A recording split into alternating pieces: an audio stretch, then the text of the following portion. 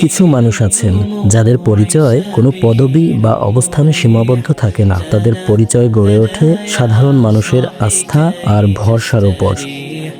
বলছিলাম খেটে খাওয়া সাধারণ মানুষের বন্ধু এম রেজাউল করিমের কথা। নীরবে নিভৃতে মানুষের পাশে দাঁড়ানো যার জীবনের স্বাভাবিক অভ্যাস।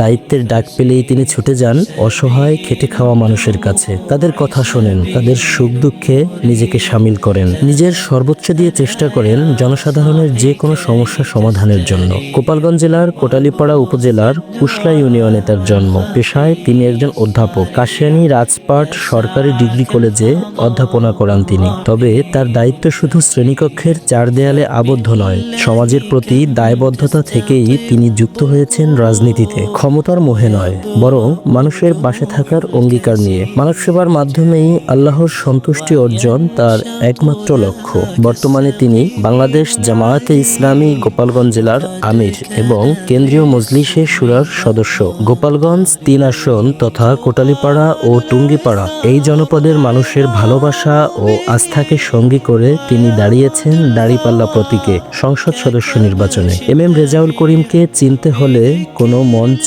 বা ব্যানারের দিকে তাকাতে হয় না, তাকাতে হয় সাধারণ মানুষের ঘরের দিকে। শিশু কিশোর থেকে যুবক বৃদ্ধ সব বয়সী মানুষের কাছের মানুষ তিনি। বন্ধুসুলভ আচরণ আর সহজ উপস্থিতি তাকে করে তুলেছে সবার আপন।